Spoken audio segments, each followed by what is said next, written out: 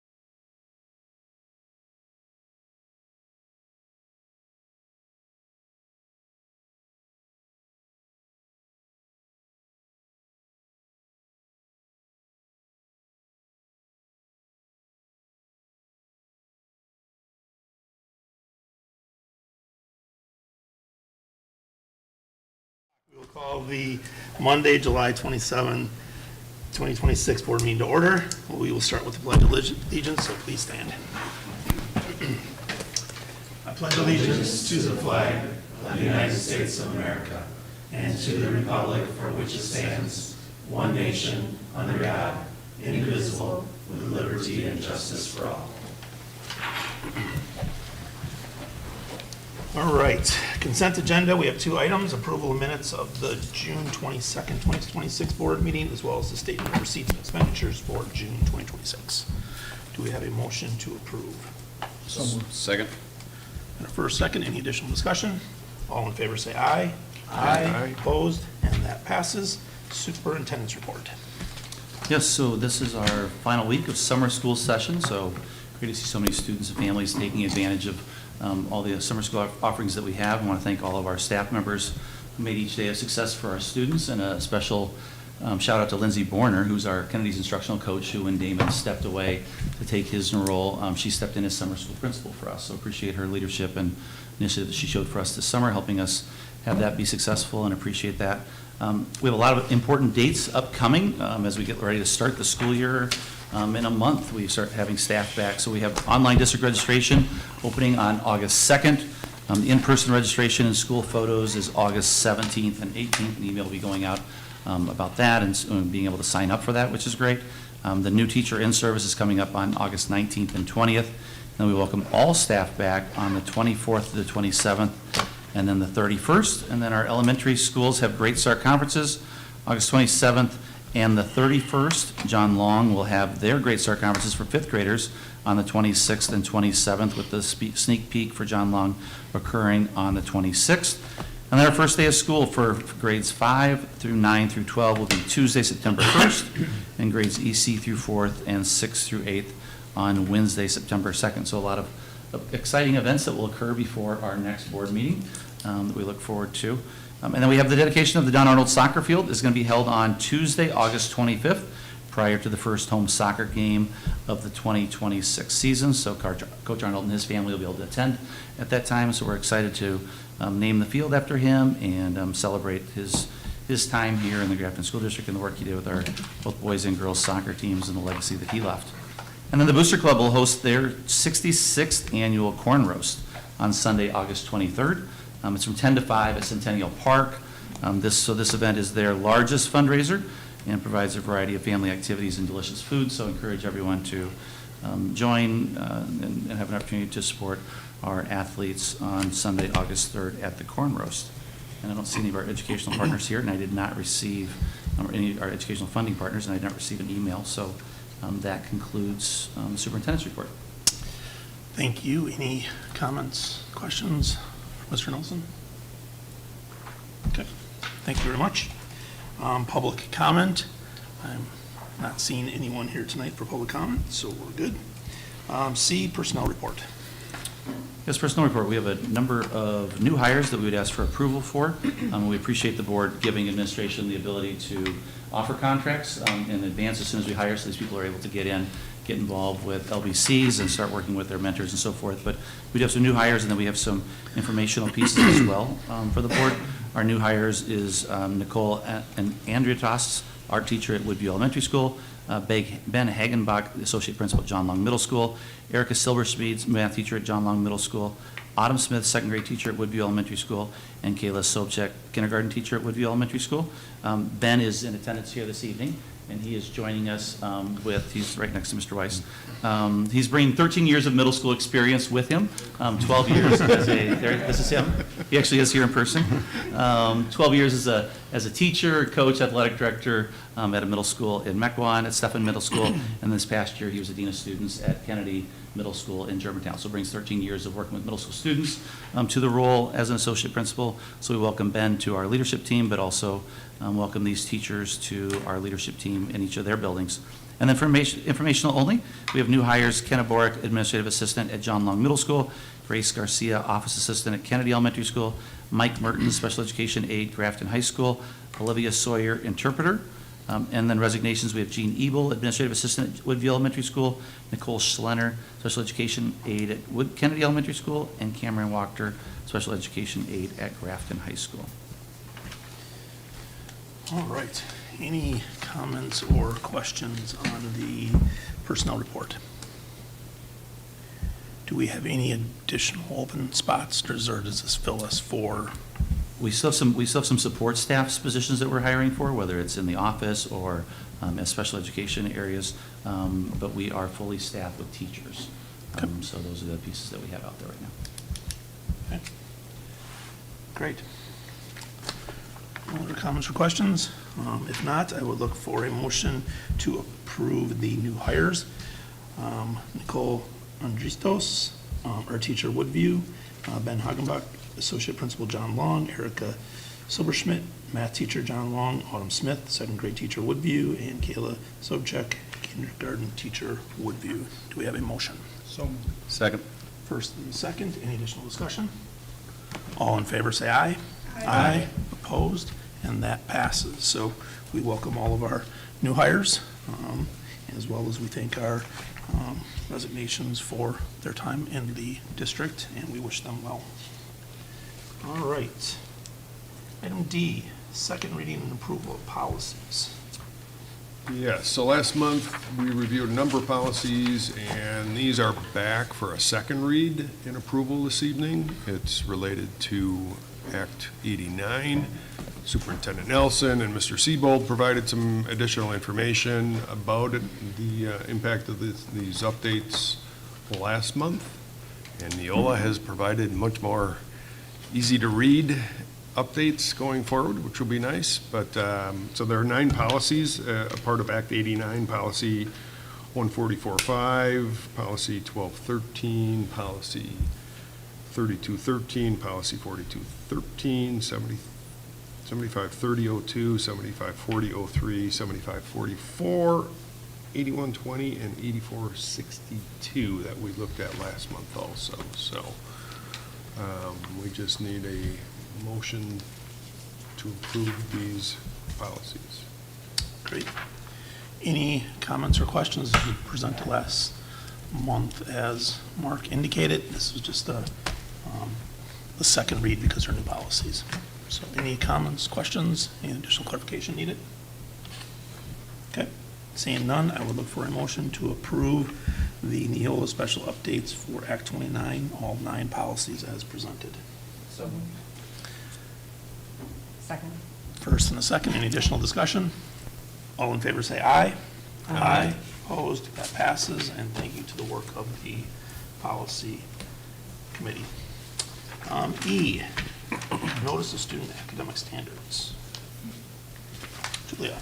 Yeah, good evening. Per state statute, we are required to give annual notice of the academic standards Grafton School District would like to use for the upcoming school year.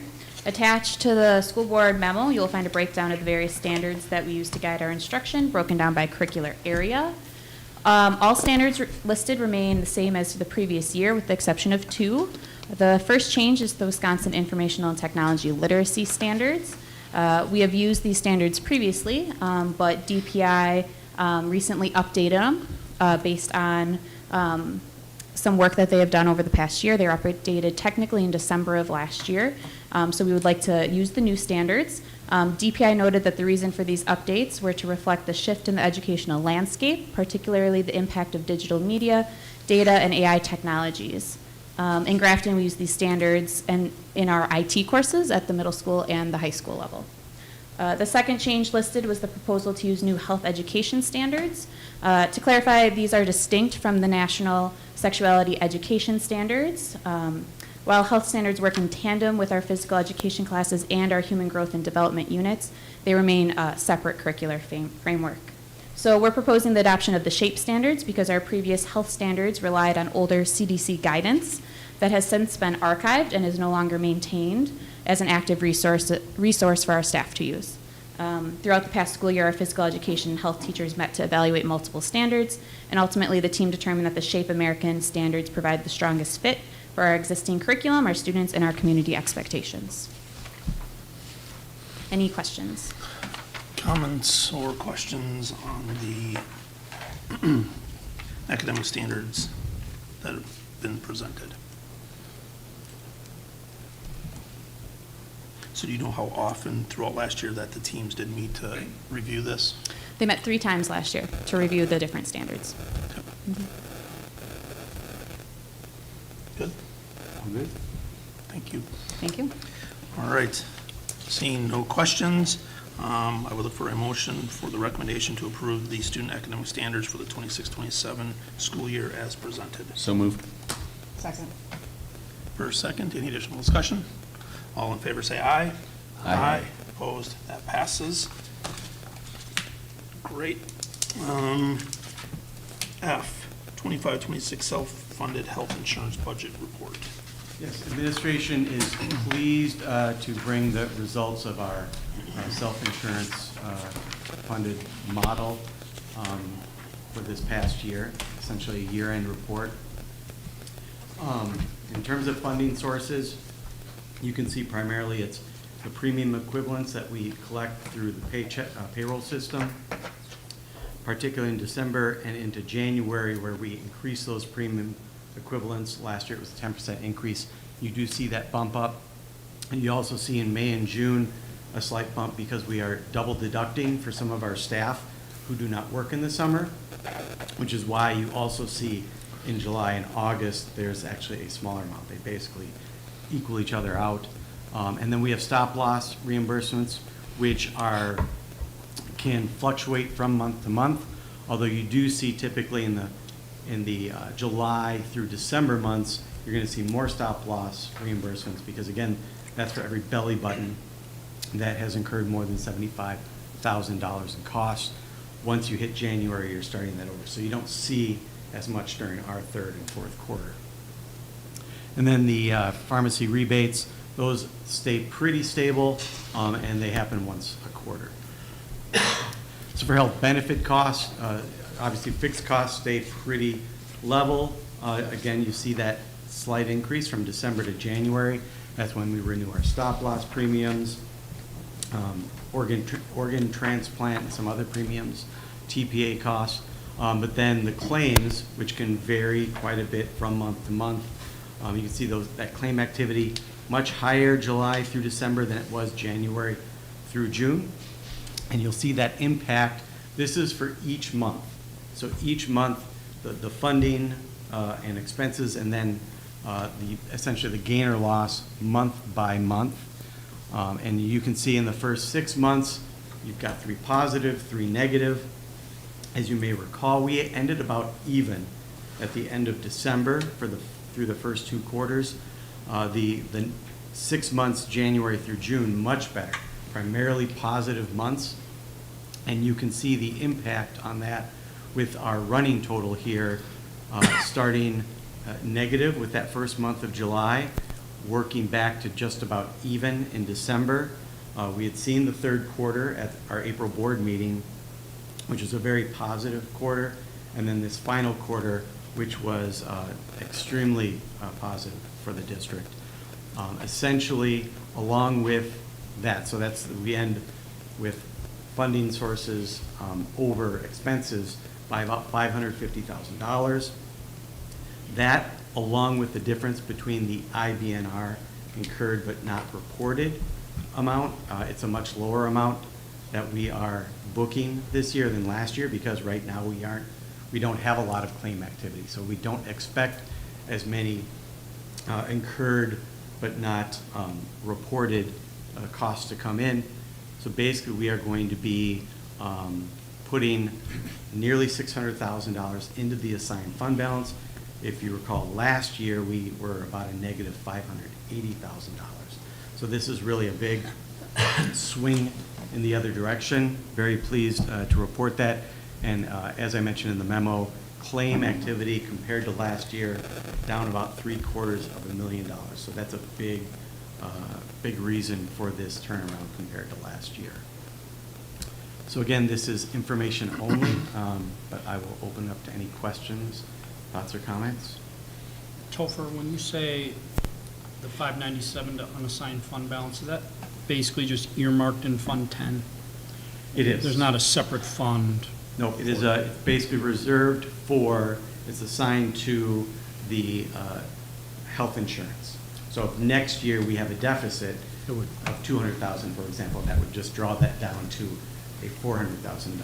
and would come out of Fund 10? Yep. Do we have a target on the high end? Basically, one common measure would be 3 months of claim activity. Claim activity for us is about $300,000. So if we could get to that $900,000, $1 million range, that would put us in a good spot of having a good reserve to keep us stable and be able to handle a bad year, followed by a good year, followed by a bad year, and not have to worry about dipping into actual fund balance during a bad year like we did last year.